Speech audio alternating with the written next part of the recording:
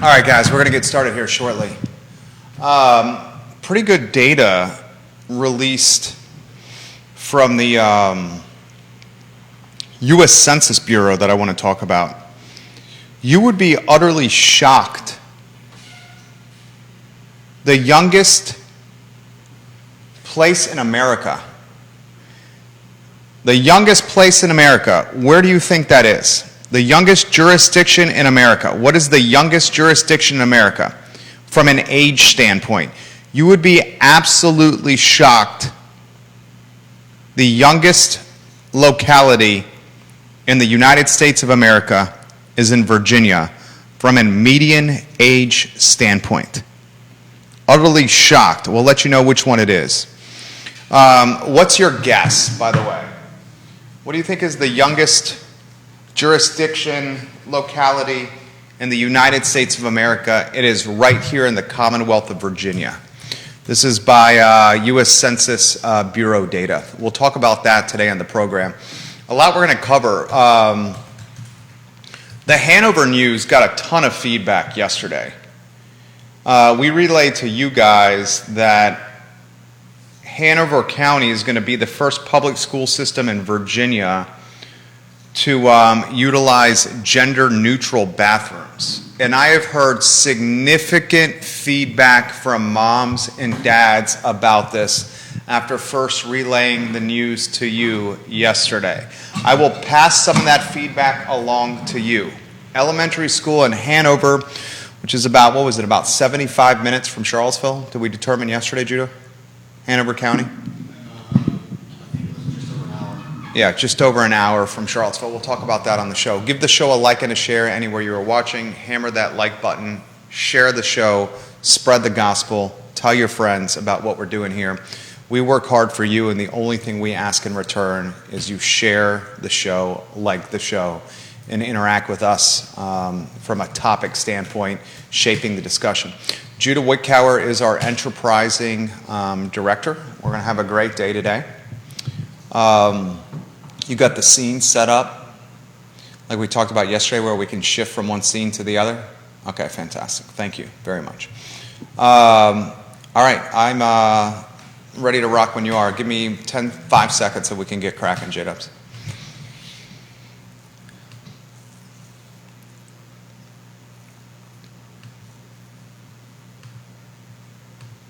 All right, I'm good to go when you are.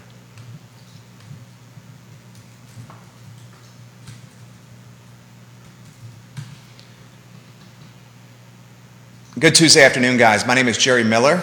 Welcome to the I Love CVille Show. Thank you kindly for joining us. It's a pleasure to connect with you guys through the I Love CVille Network, where we have a Charlottesville, Central Virginia, Commonwealth, and worldwide audience at our disposal.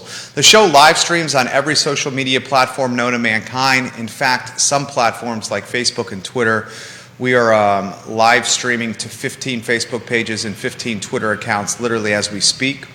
A lot we're going to cover. So the youngest jurisdiction in all of the United States of America is a jurisdiction, a town here in Virginia.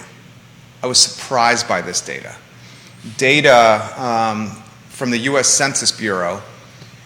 We will let you know what the youngest jurisdiction in all of our country is, one from the Commonwealth, here on the program.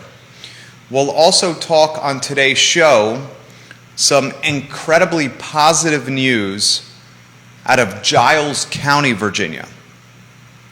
New River Community College is offering free tuition, a full tuition scholarship to folks who wanted to go to New River Community College, and all they have to do is 100 hours of community service prior to enrolling in the school.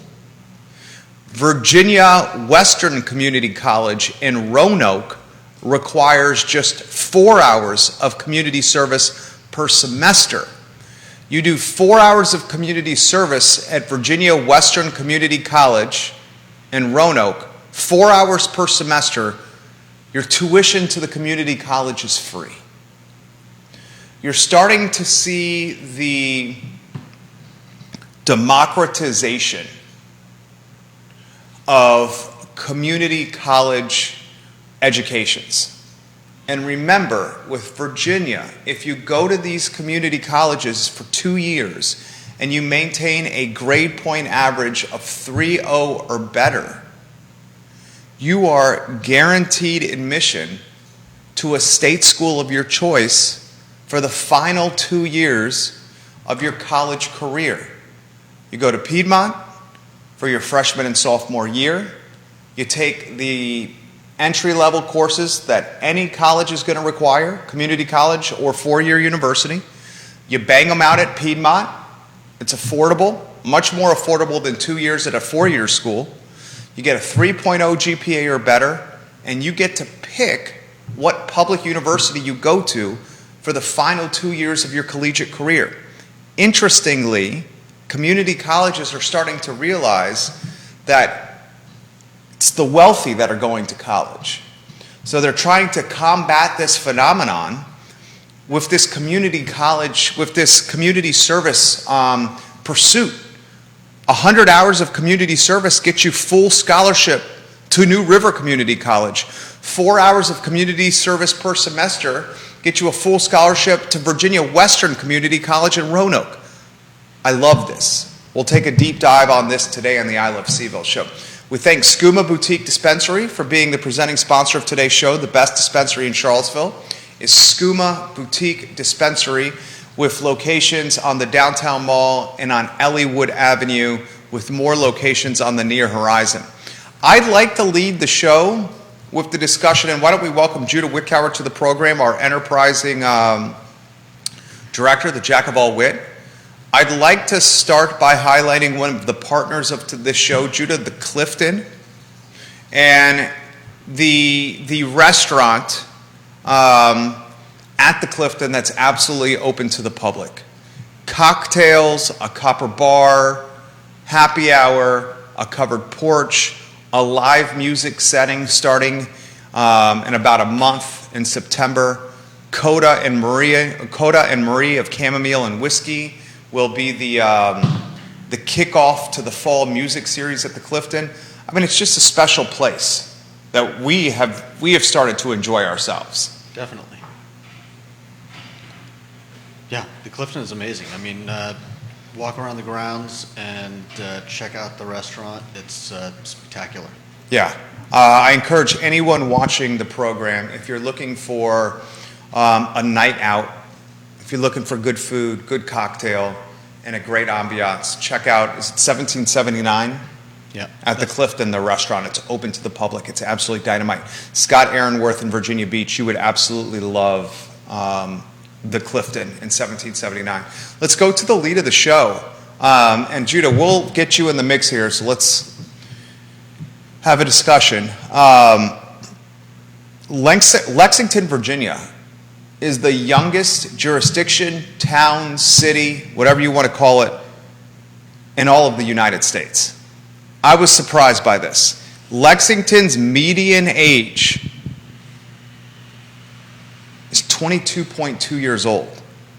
Radford is the youngest, the second youngest in the Commonwealth, 24.4. Lexington is the youngest town, city in all of America at 22.2 median age. Bradford has a median age of 24.4, Harrisonburg 25.7, Williamsburg 28.5, fourth youngest in the Commonwealth, Lynchburg 28.6, fifth youngest. I was surprised at Williamsburg because I grew up in Williamsburg, and Williamsburg is certainly known for its retired population.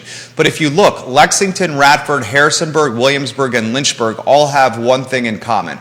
All 5 jurisdictions have a university or college in their town. And the interesting thing about Lexington, it's not large from a population standpoint. So when you have a college like WNL, Washington and Lee, or VMI in a town like Lexington where the population's not very deep or large, the youth of that college can really skew the median age of the population of the jurisdiction. Remember, the U.S. Census Bureau counts students as part of the citizenship of each jurisdiction. Lexington, 22.2 years, the median age, Judah. The youngest one in America. What do you make of that? I mean, I think you're right. It's a small town with a with a college. You get an influx of students, and it skews the numbers. I wonder how that's affected their economy.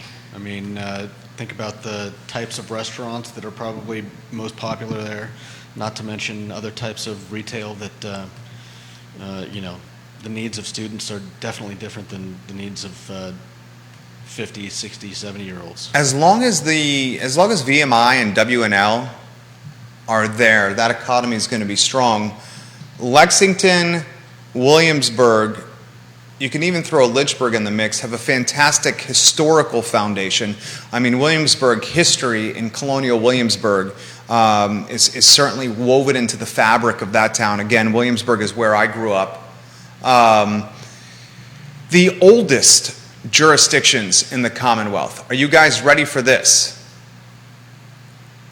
Here are the Virginia localities with the 10 oldest median ages. All this data is from the U.S. Census Bureau. If you go to the website Cardinal News, you'll see a lot of Commonwealth journalism that I really enjoy reading. The 10 Virginia localities with the oldest median ages. Highland County, number 1, 59.3 years old.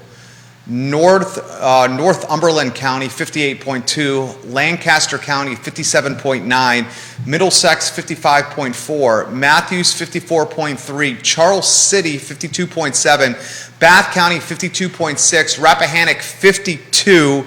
Northampton County, 51.6. And there's one jurisdiction from Central Virginia who is ranked in the top 10, the oldest areas of living.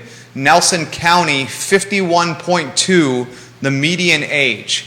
You'll see that this list is heavy with localities along the Chesapeake Bay, which A, are rural to start, and rural areas tend to be older, and B, they're becoming retirement havens, which makes them even more older.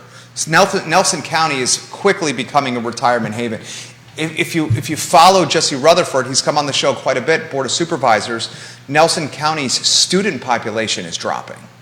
And remember, funding for public schools is tied to enrollment. So Nelson County, the 10th oldest jurisdiction from a median age standpoint in the Commonwealth of Virginia, with a median age of 51.2 years old. Did anything strike you of that list? The oldest, Judah? No, nothing. I mean, I don't know enough about most of these places, Rappahannock, Northumberland, Lancaster. But yeah, I mean, obviously, once you start becoming a haven for retirees, then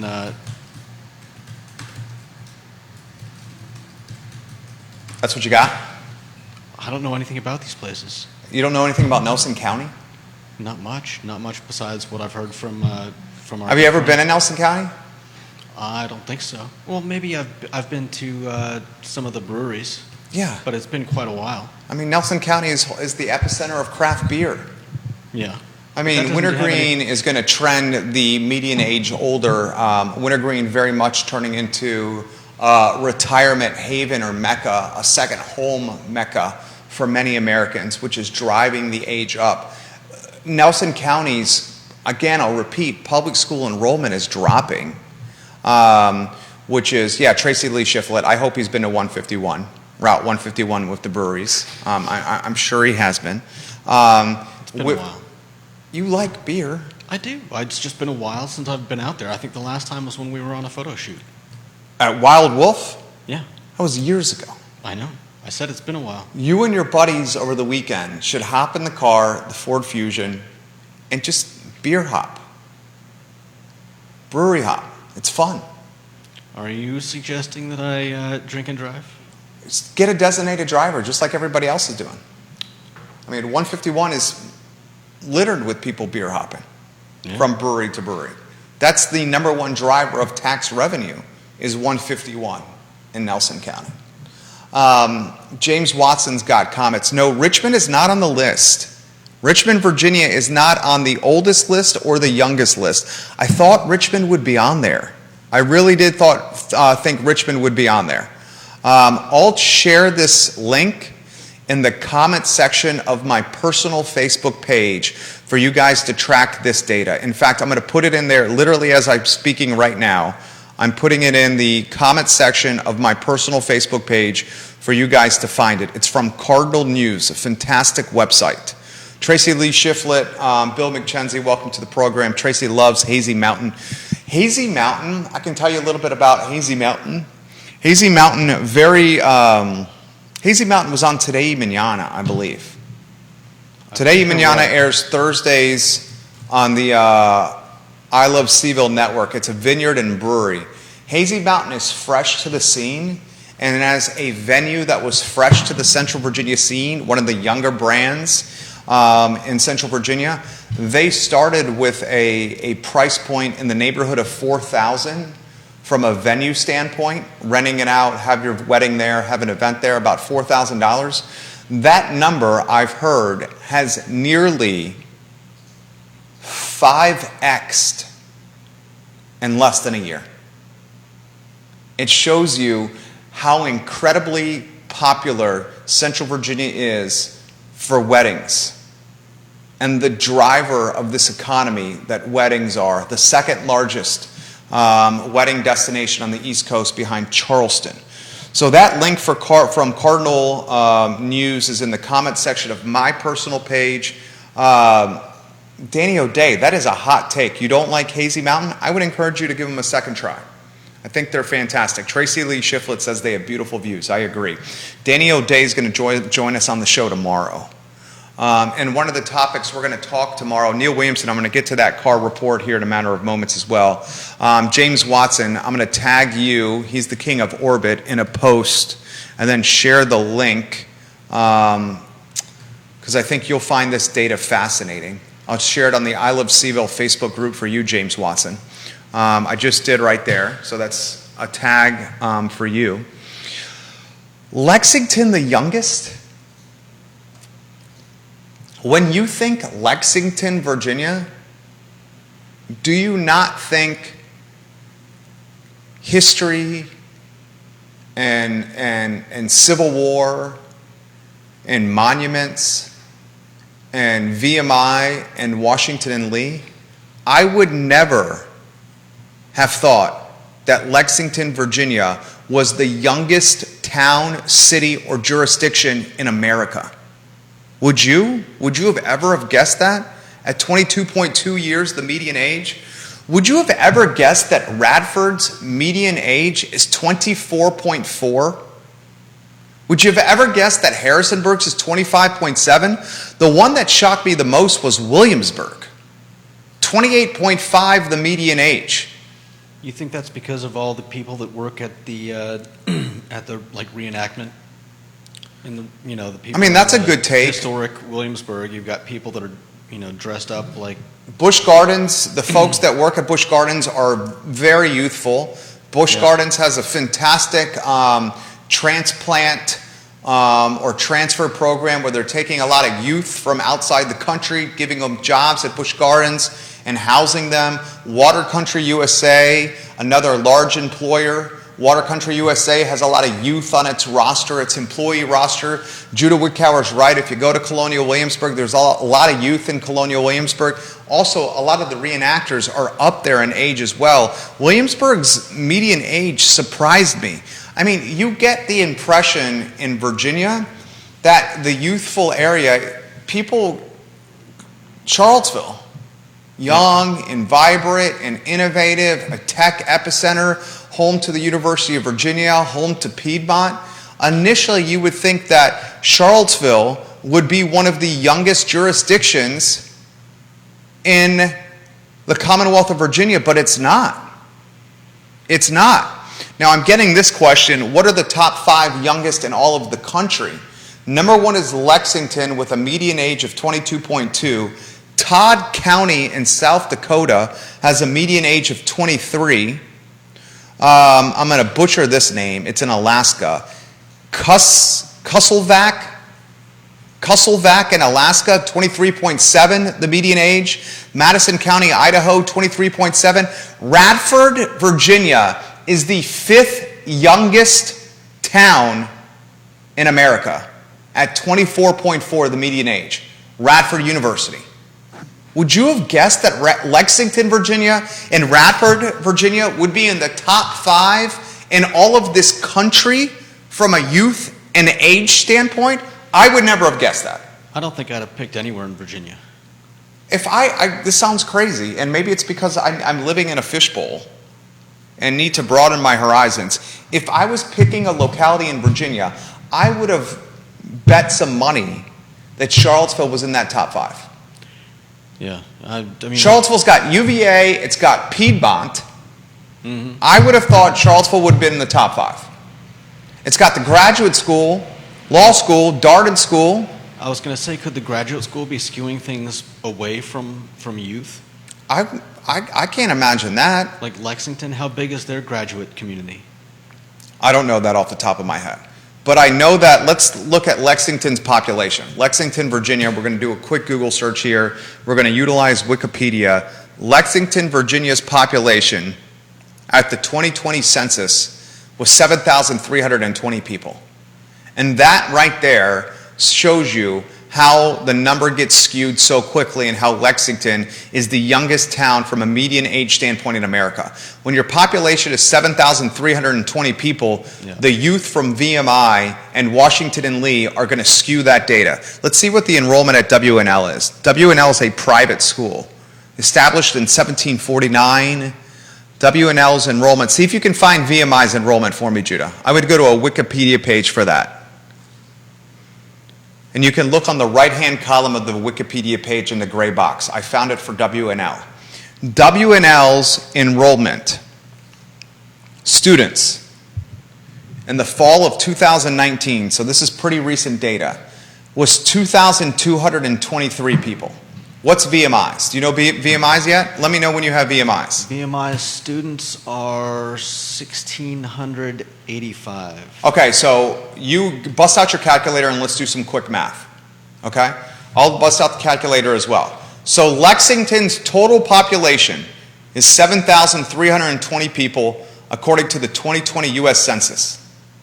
7,320. I'm going to subtract Washington and Lee student body, which in 2019 was 2,223 people. So 7,320 total population minus Washington and Lee student body of 2,223, 2,223. That leaves 5,097 people in Lexington not tied to WNL. How many at VMI? 1,685. Minus 1,685. So I've subtracted the WNL student body and the VMI student body from Lexington's overall population.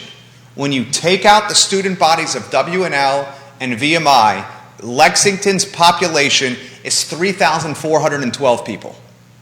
So it shows you that Lexington, which has a population, we just told you, a population of 7,320, half of Lexington's population is WNL students and VMI students. And I'll give you another statistic.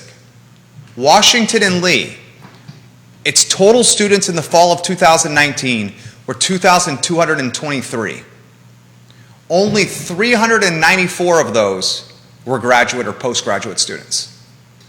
It's not a postgraduate or graduate school mecca, which is keeping the age down. Definitely. VMI, I would bet if you're looking at that gray bar on the right side, what does it say for postgraduates under undergraduates? Let's see.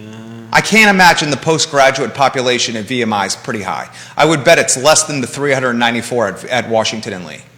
I'm not even seeing anything for under or postgraduate. Nothing on postgraduate? Nothing on that gray bar? No. Okay. I mean, you can't imagine it's that deep. The postgraduate population at Virginia Military Institute.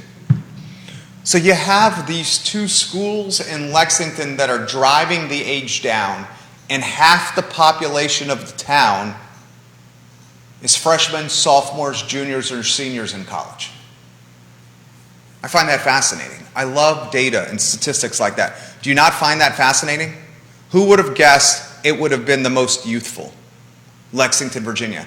Who would have guessed Radford, Virginia is the 5th most youthful town in our country? Would you have ever guessed that? Let's get to comments.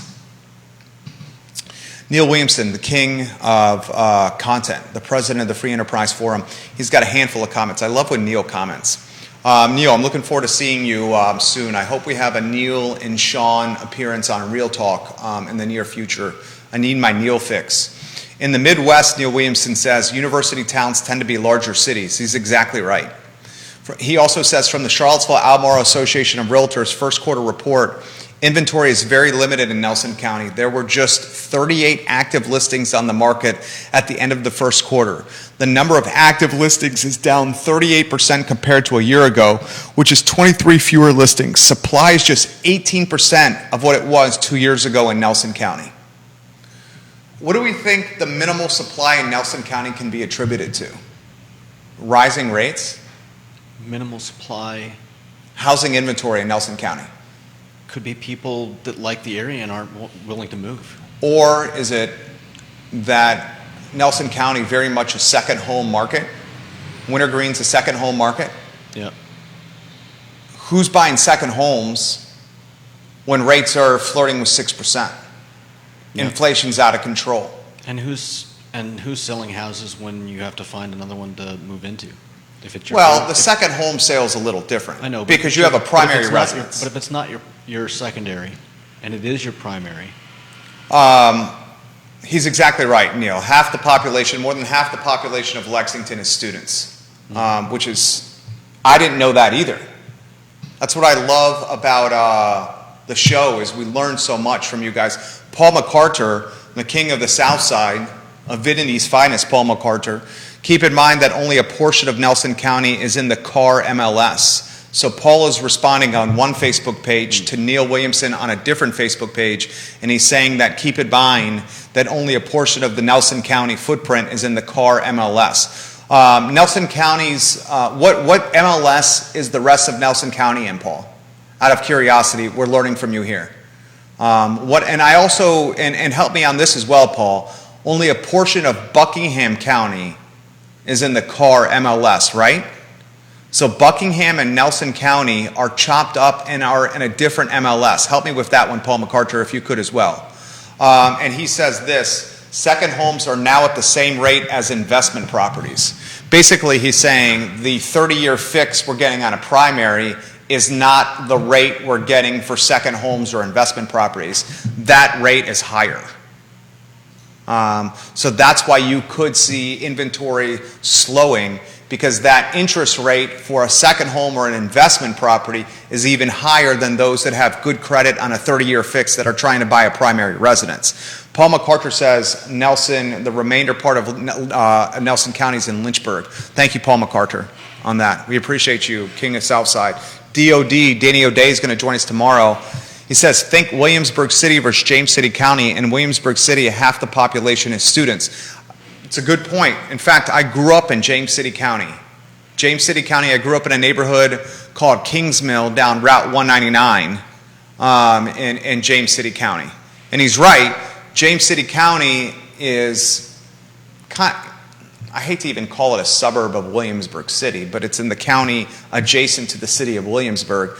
And James City County trends much older. You have neighborhoods like Kings Mill, Forts Colony, and Governor's Land that are affluent neighborhoods that certainly would skew the age if they were in the city of Charlotte, if they were in the city of Williamsburg versus James City County.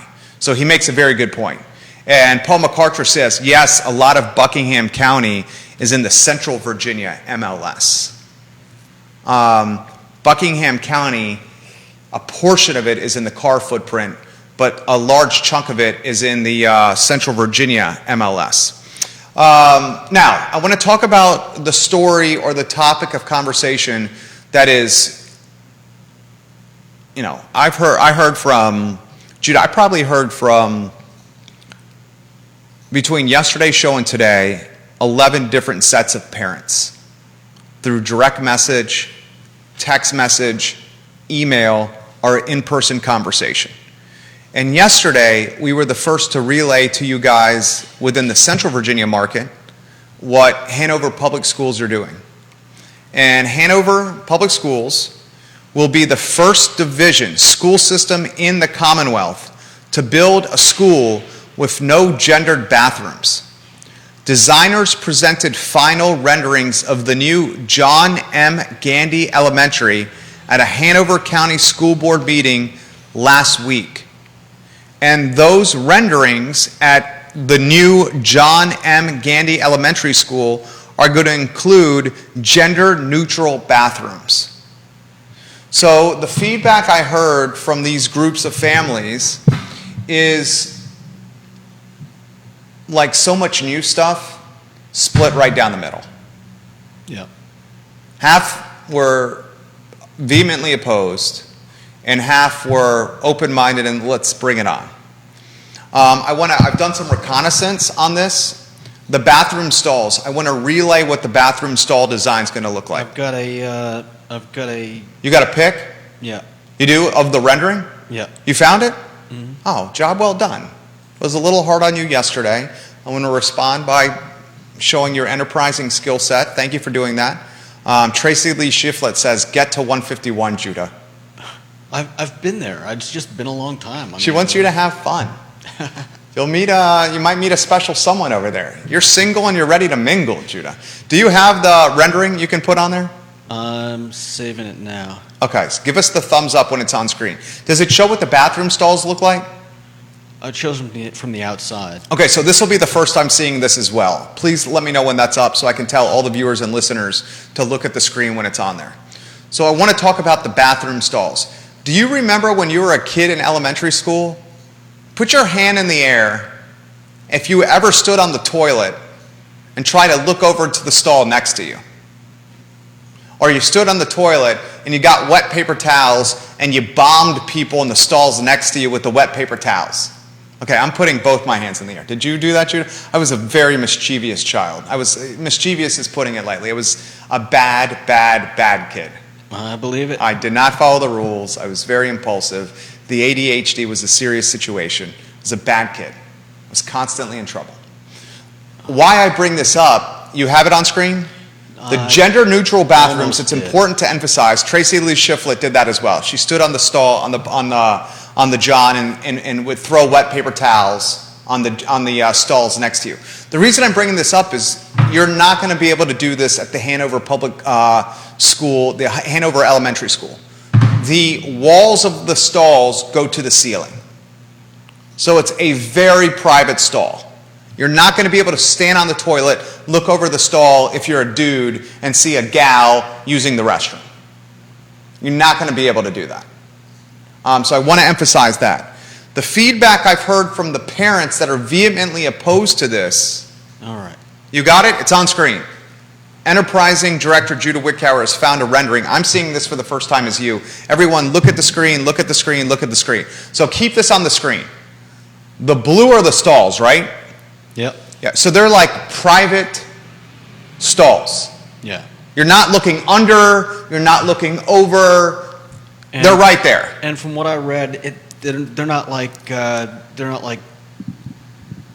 stalls in a movie theater where you've got probably a good centimeter sometimes gap between the door and the. Yeah, I hate that. Yeah. Some of those stalls, don't you? Who hates this? When you go to a public restroom and a stall and you go to lock the door and the gap between the swinging door and the wall of the stall is like 1.5 inches and you're like, all right, people can just look straight in and see me doing my business. Might as well just make them glass doors. I might as well just open the door. Yeah. If the gap's 2 inches, I don't want anybody to do my business, see me doing my business. But when the gap is that large, you're going to see me doing my business. I hate that. Yeah.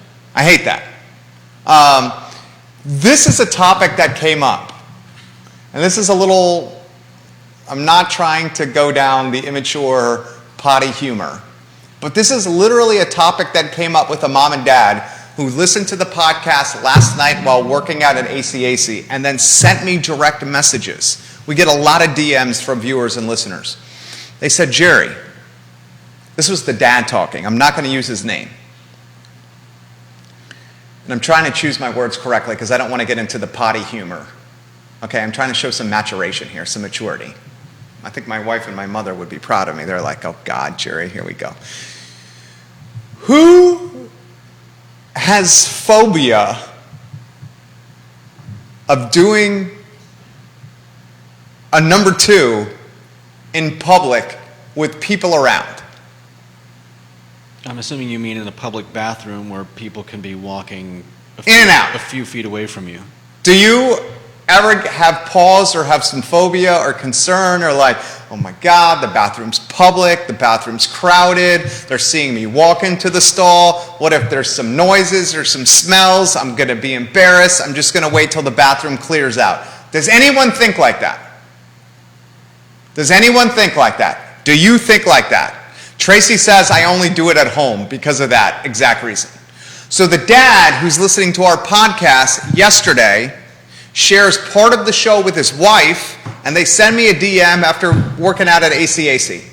And he said when he was in elementary school, middle school, and high school, there's not a chance in HE double hockey sticks he would be caught doing a number 2 in a public setting when it was just a boys' bathroom. Let alone if his crush, some pretty gals, or the opposite sex was in the stall next to him. He said he'd have so much phobia he'd hold it to the house. Yeah. So that's feedback I got. Other feedback I got from parents was gender-neutral bathrooms is only going to potentially confuse elementary and middle school students who are struggling to find their personal identities and going through puberty where every day is an emotional roller coaster ride. How is it supposed to confuse them? I mean, I know it was a while ago. Remember when you were in elementary or middle school and puberty was running so intensely through your body that you had all these hormones and these emotions? And every day, parents can speak to this with their kids. And every day was like a different day with a preteen or a young teen. Because they just have so much going through their body, uncertainty, new stuff going through their body with puberty, hormones, and emotion. And the parents said, having to go through that and then going into gender-neutral bathrooms is only going to compound the matter. I've had some parents speak on the positive side of the gender-neutral bathrooms and say, look at the design of the bathroom. It's about as safe and as private a layout as you could possibly find. Put it back on screen. That's what I was thinking when I first heard about it. I was like, look, they're not going to have, this isn't going to be like... It's not going to be like a locker room. Yeah. It's not a locker room. You're not going to be able to peek over the next stall. You're not going to be able to toilet paper bomb someone. Yeah, like what I was Jimmy used doing. to do. Yeah. It looks safe, and as safe as any elementary school or junior high or high school bathroom ever is. They're always going to be bullies. They might not catch you in the stall. Well, that's another topic that came up. Another topic that came up with a set of parents that listened to the show, as they said, the bullying in schools happens in bathrooms. Yeah. Because the teachers aren't there to supervise. How will this impact bullying of the opposite sex? Which I thought was a fair point, a point I had not considered. I'm wondering how much bullying of the opposite sex actually goes on. This might make it less convenient for, say, girls to bully other girls. I don't get why that would be the case. A bully's a bully and is going to bully no matter the location, no? Because you're saying the girls may not bully other gals if boy peers are around? I don't know enough about today's youths. Maybe having more of a difference in sex. More people around. I don't know. It could lead some to maybe tone things down. So Katie Pearl, I'm going to get to your comment here in a matter of moments. Katie, I think it's a good comment. The reason I bring this up to you, Hanover is, what did we decide yesterday, Wild Bill McKenzie? Hanover County from Charlottesville City, what was it? Was it just over an hour driving? Yeah, I believe it was an hour and 8 minutes on the shortest route. An hour and 8 minutes, Charlottesville City from Hanover County. Anyone that's watching and listening to this show knows the city of Charlottesville and Albemarle County are as progressive, open-minded, and liberal of jurisdictions as you'll likely find in the Commonwealth. So if a jurisdiction an hour away from Charlottesville is utilizing gender-neutral bathrooms in elementary school, it's just a matter of time to gender-neutral bathrooms come to Albemarle Public Schools and the City of Charlottesville Public Schools. We're all in agreement there, right? I mean, that's just common sense. Albemarle and Charlottesville, the public school systems, are as progressive, open-minded, maybe you call it liberal, whatever you want to call it, school systems as you'll find in the Commonwealth. An hour away is a school system that's doing this, and it's a copycat world.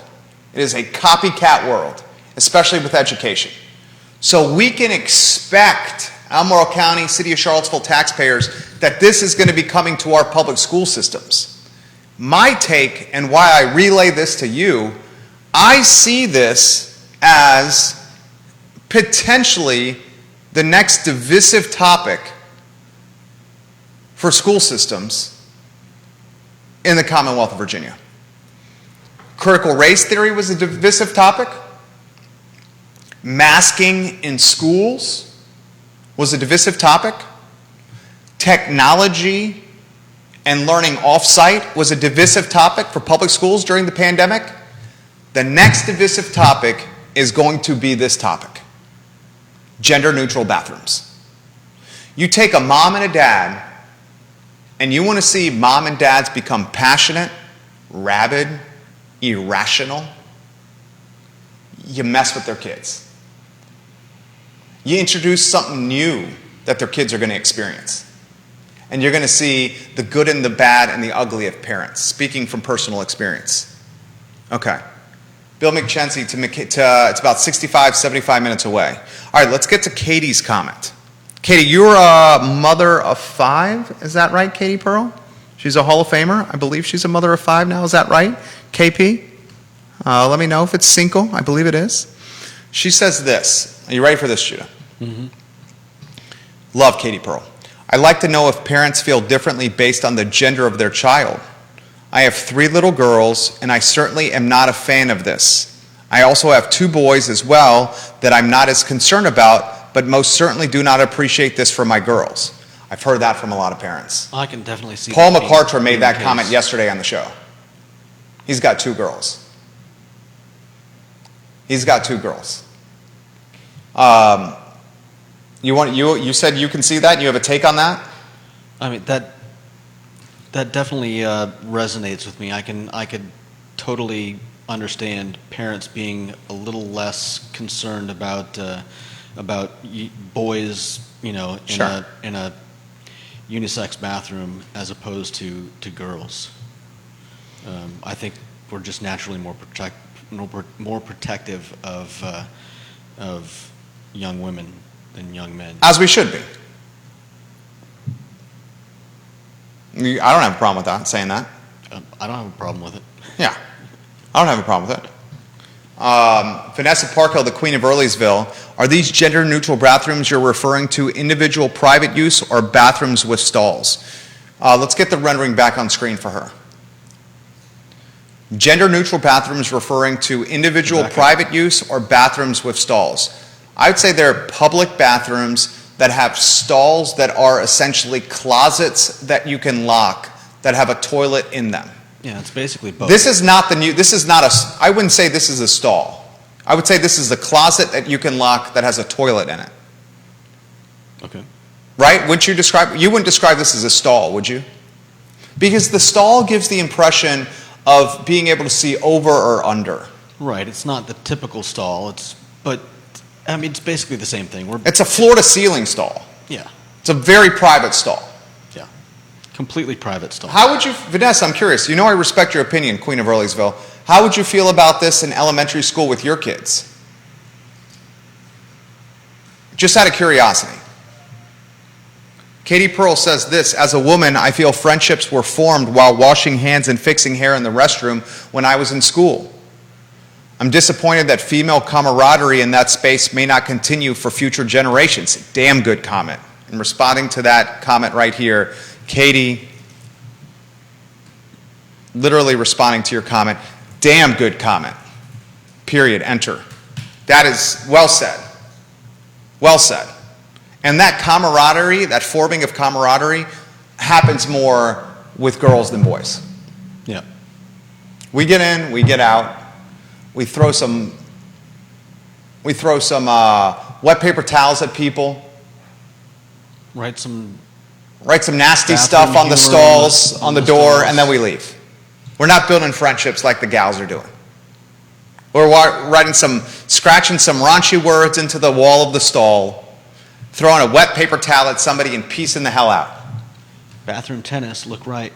Bathroom tennis, look left. Bob Yarborough calls it an OG water closet. Bob Yarborough is the king of Redfields. Maybe the mayor of Redfields, Bob Yarborough, watching the program. Anyway, I found that fascinating. We'll see how this penetrates Albemarle County and Charlottesville, because I have a feeling this is the new phenomenon we're going to be seeing in public schools, guys. And I'm very curious to see how this phenomenon is going to influence or impact middle school or middle class, upper middle class, and wealthy parents with choosing private school versus public school. Because I think that's going to influence some parents. I had one dad yesterday, I'm not going to use his name. He listens to the show. I was telling him about this post-show, and he said, I heard it on your show. I'm vehemently opposed to this. If this is rolled out for my son or daughter, I'm going to take him out of public school and put him in private school. He straight up said that. His exact words. He's got a 12-year-old and an 8-year-old. I wonder and she's right. Katie Pearl says private schools will likely not adopt this. 100%. Right. 100% agree with that. Private schools will not do this. Private schools will not do this. This will be a recruitment point of conversation for private schools. You wait and see. What were you going to say? I apologize for interrupting you. Yeah, I mean, I was wondering whether or not he's seen the mock-up that they created. I think some parents may be less. You should put the mock-up in the comment section. We could do it post-show. And send me that mock-up too. We'll put it on the Instagram. It's important for us to get that rendering out there, because the rendering is very different than a traditional bathroom setting. Yeah, definitely. I'm not pro or against this. I have not taken a stance in 2 days in favor of this or against it. I have not taken a stance on this. All I have done to you is relay information for you to decide. Gender-neutral bathrooms coming 1 hour from Charlottesville and Hanover County. Charlottesville and Albemarle County are progressive jurisdictions. They're already dealing with topics of transgender topics in schools. That's happening right now. I'm connecting the dots. If it's happening an hour from Charlottesville, the likelihood of it coming to Albemarle and Charlottesville public schools is high. And my prediction is this will be a point of friction for the community in Albemarle County and the city of Charlottesville. That's all I have said so far. And do you agree it'll be a point of friction? Oh, yeah. Right? You're already seeing it in the comment, you know. We're going to hear a lot about this in the coming months. Right. I would not even be surprised if this is something that comes up in statewide campaigns. I mean, hell, Youngkin ran on a platform tied to public schools. Yeah. Oh, there's no. That was his whole campaign, was public schools. There's no doubt that this will show up in campaigns. Right. If critical race theory was so prevalent in the governor's race in November, how about gender-neutral stalls? Yeah. Right? I think critical race theory is a little more explosive, but yeah, this is definitely going to get some people head up. What do you think of this comment from Katie Pearl? She just put in the feed. Are you ready? Mm-hmm. Am I crazy to think that public school parents should be entitled to send their kids to the bathroom with their same gender and not something that parents have to pay for with private school? Normally I would say, yeah, that's definitely something that you should expect, but as we know, times are changing. Times are changing. Times are changing. Will the gender-neutral bathroom be slowly introduced to public schools with traditional bathrooms staying, the guy's bathroom and the girl's bathroom, and then a gender-neutral bathroom? Or will it just be the eradication of guys' bathrooms and girls' bathrooms, and when new schools are built, they're just gender-neutral? I mean, I would like to think that the people who are, deciding on how to implement these would maybe take one bathroom, I don't know how schools have their bathrooms set up, but I would imagine they're usually, boys' door here, girls' door there, and maybe knock out the inside wall, turn one set of these bathrooms into gender-neutral bathrooms, leaving the other ones for the time being, and just, to get some information. Yeah, get some data. Do this in phases. Dear Lord, roll this out in phases. Don't just rip out all the bathrooms and put in gender-neutral bathrooms. Do this in phases, please. He's exactly right. Yeah. Sorry if you don't like it. Too bad. It's done. Like Youngkin out of the gates as the governor. From day one, it's my way or the highway. Yeah. That's what he did. Yeah. Mandates from day one. Mm-hmm. Do this in phases. Vanessa Parkhill, elementary school, I don't think I would have supported this when my kids were in school. Maybe if there's a TA or adult monitoring the common space activity like there is in the lunchroom, it could be okay. Maybe. She said, definitely not a fan for middle school or high school students. I mean, I'm just talking out loud here. You take me as a sophomore in high school when I was 16, and the only thing I cared about was girls, and you go to a bathroom, and there's no teachers in it. Well, not even that. And girls are in there? Not even that, but nobody's going to blink twice if a guy and a girl walk into the bathroom together. A guy and a girl, sophomores in high school, would walk in the bathroom together, and before people would be like, dudes, you can't go in the bathroom together. What are you guys doing? But now, what are you going to say? Right. Now it's like, all right, Johnny, the quarterback, and Susie, the head cheerleader, just walk into the bathroom together. What are they doing? I wonder. It's human nature. It's human nature. Oh, man. Chris Jensen, hello. We love you, KJ. Chris Jensen, all around A-plus people. Bill McKenzie says this, Wild Bill is being Wild Bill right here. The biggest issue will be seat up or seat down and the aim of the little males. Perhaps the males will be required to sit down to pee. Bill McKenzie, Judah. And he also highlights smoking in the bathroom. Wasn't there a song about that? Of course there was a song about Do you know how it goes? Yeah. Can you sing us a few bars? No. Come on. Hold how on. does it go? Let me get the lyrics. No, how does it go? Just off the top of your head. Smoking in the boys' room. Smoking in the boys' room. Was that Motley Crue? Yeah. I think it was Motley Crue, right? Yep. Smoking in the boys' room. Get up, get ready, and giddy up, my friends. I mean, I didn't want to ask that question, Katie, but I've wondered the same. And I'll straight up ask the question that she put in the comment section. Are you ready for this one? Yeah. If a student gets raped in the bathroom, can the parent then sue the county or the school system? Could they not do that anyways if in regular bathrooms? Would they have more ammunition if the gender-neutral bathroom was boys and gals together versus just the boys' bathroom and just the gals' bathroom? I would think the parent in the lawsuit has more ammunition when it's a gender-neutral bathroom as opposed to bathrooms associated with the sex of the student. Right. I think there's some, there's... To be like, oh, the county put these people together unsupervised. There's some expectation that... That's a great question, Katie. Yeah. I think there would be some expectation that if you had the boys' bathroom and the girls' bathroom, that somebody could have seen something and stopped it sooner. Yeah. Whereas this way, like we were just saying, if two The star quarterback and the cheerleader going together in a gender-neutral bathroom, you don't... nobody's going to blink twice. Exactly. Right. It's a great question, Katie. I was wondering the same. Very good question. Katie, you made the show better today. I love when you watch the show, Katie Pearl.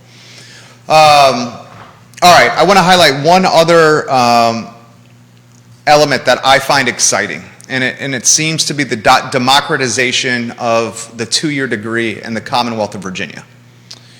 In Giles County, Virginia, the price of college tuition is 100 hours of community service. I think that's incredible. It's incredible. New River Community College in Giles County. If you perform 100 hours of community service in a summer, you get free, full tuition scholarship for a year. It's incredible. It's even better in Roanoke. In Roanoke, Virginia, at Virginia Western Community College, if a student does 4 hours of community service per semester, they get a full scholarship, their tuition covered to community college. How can you beat that? It's incredible. Especially when you're looking at, looking at big colleges and the prices of them just going higher and higher and higher. In the Roanoke Valley, the Community College Access Program, CCAP, is a public-private partnership that pays the cost of tuition for 3 years at Virginia Western.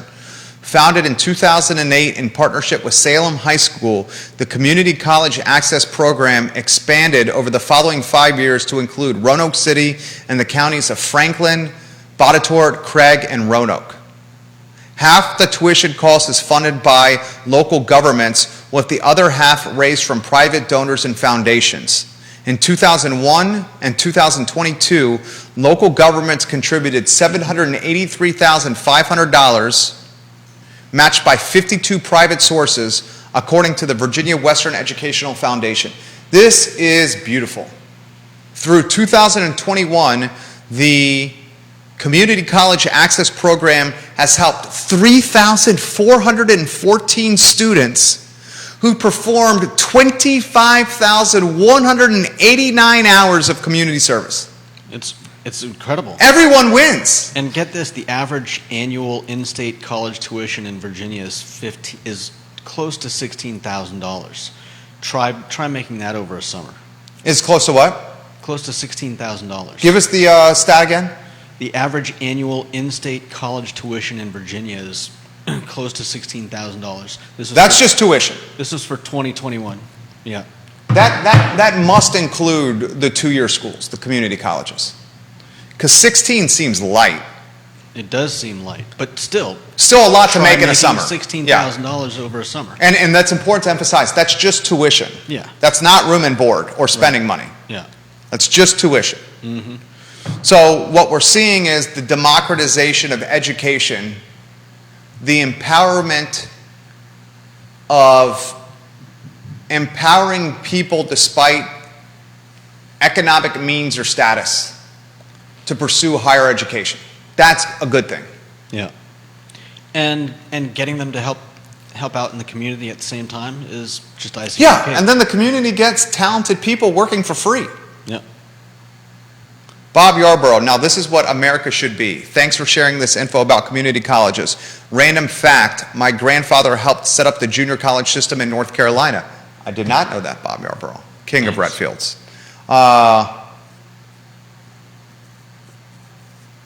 Help me understand this comment. I'll tread a little lightly here, but this is really a heterocentric discussion.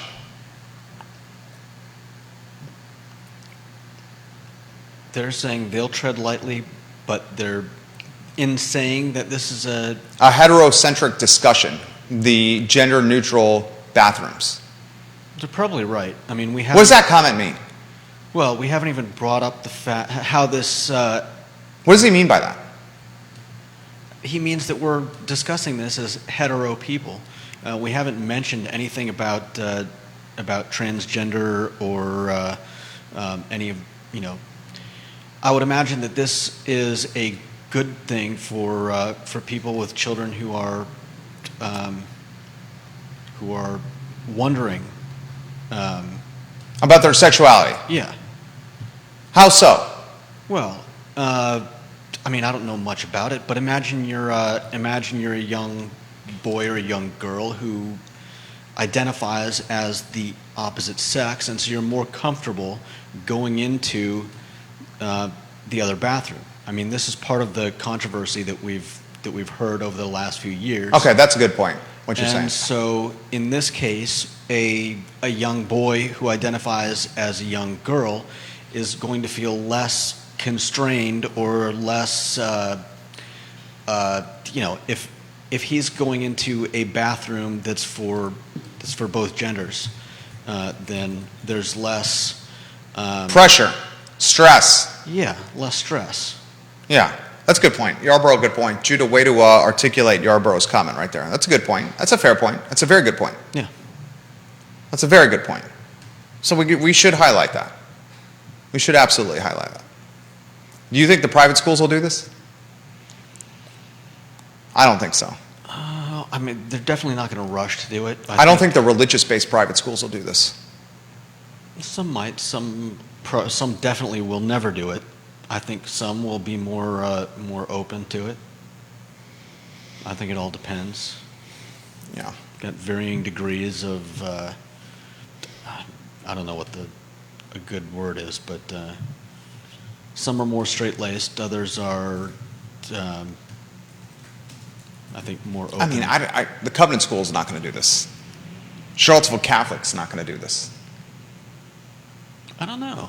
Charlottesville Catholic and the Covenant School are probably your two most religious-centric private schools in the area. They're not going to do this. But religious doesn't always correlate to. I mean, look. There's a correlation between religion and conservative views.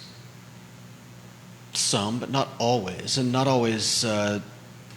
Full on like we are never going to. I mean, look at the Catholic Church has made some striking changes in the last 5 to 10 years. Oh, plus significant changes. Yeah, as it should have. Wouldn't you agree?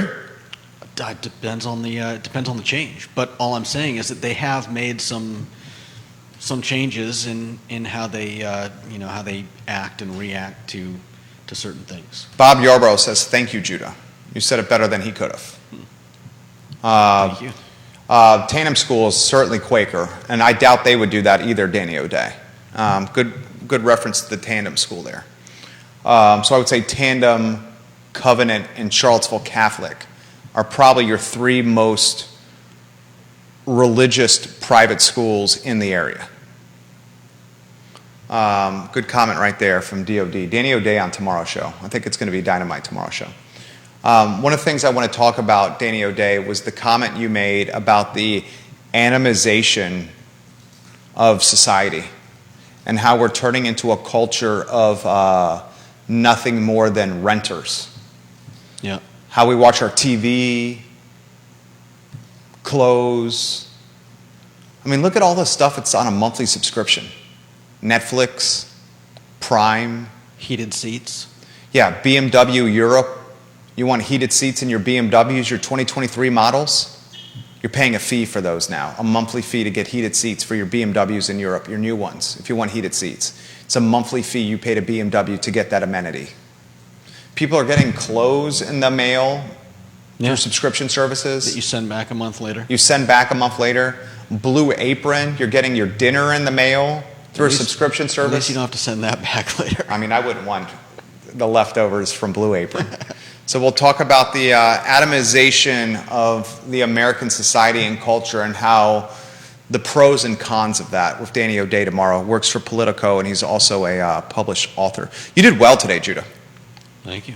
Appreciate you. I really appreciate you finding the rendering. I thought the rendering really added some... yeah. It told the story through the picture. Mm-hmm. Yeah, so that was very good. All right, that's the show. It's the Tuesday show. Anyone that's watching the program, listen, please. The Clifton. It's 10 minutes from the downtown mall. It is one of the best kept dining and cocktail secrets in Charlottesville and Central Virginia. Their restaurant, 1779, is open to the public. It is amazing.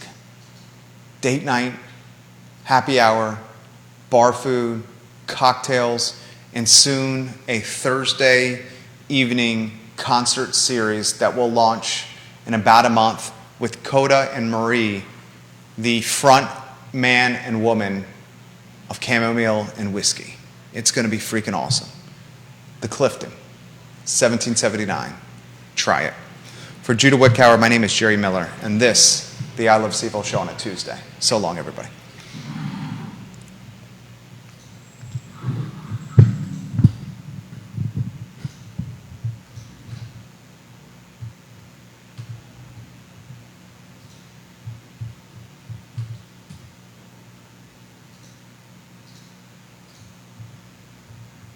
We have John Kerr in 7 minutes.